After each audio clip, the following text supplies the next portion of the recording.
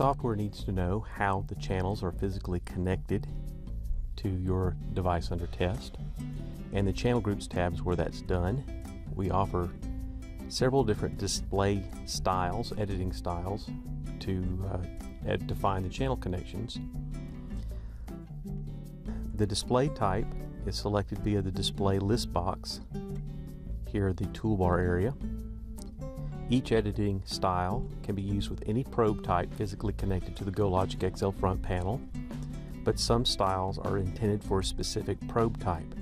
The pods view is the default and arranges the channels and colors to make the flying lead set intuitive and fast as possible.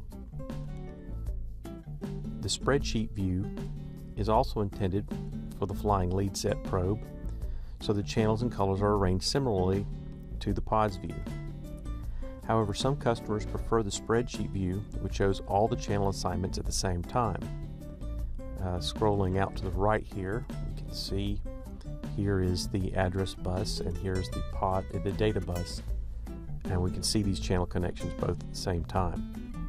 This view eliminates the Active Group tab on the left side of the window. The active group is selected by clicking on a spreadsheet line. The Mictor view mimics a top-down view of the female Mictor connector mounted on your test device and is intended to make using the Mictor probes intuitive and fast as possible. And finally, the pinpoint probe mimics a top-down view of the probe pads integrated into your PCB layout. The controls in each display style are common to all types. The name edit box is used to give each group a meaningful name. Group names are displayed everywhere the group is used in the software, which is the trigger patterns, the numeric window, and the waveform window, also the search and filter tabs. The channel list edit box is here and allows the group to be defined with the keyboard rather than the mouse. A range of channels is defined using the dash character, and the channels appear in the edit box from least significant bit to the most significant bit, so A15 is the top bit in this example. Individual channels are added to the group definition using the comma separator. So I can add a comma and then type in a let's make it B7.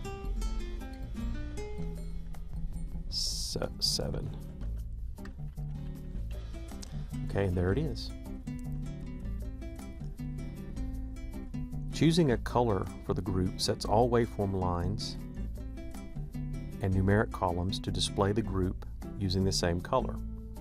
So if I wanted the address to appear as yellow in all the windows, I would simply choose that color. The numeric and waveform windows also allow their local displays to be customized using a different color from the group color you select here. The group color list box in the Channel Groups tab overrides those local colors and can be used to quickly reset all the other windows to use the same color for the group.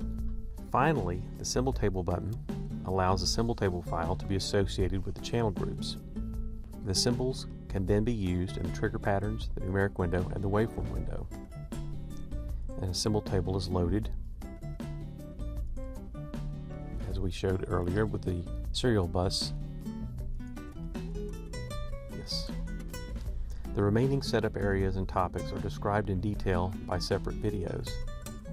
These topics include the group tabs on the left side of the pods, the Mictor and pinpoint views, how lines are used in the spreadsheet view, using the mouse to rapidly add or remove channels like that, and using the drag and drop bit order area, which is down here.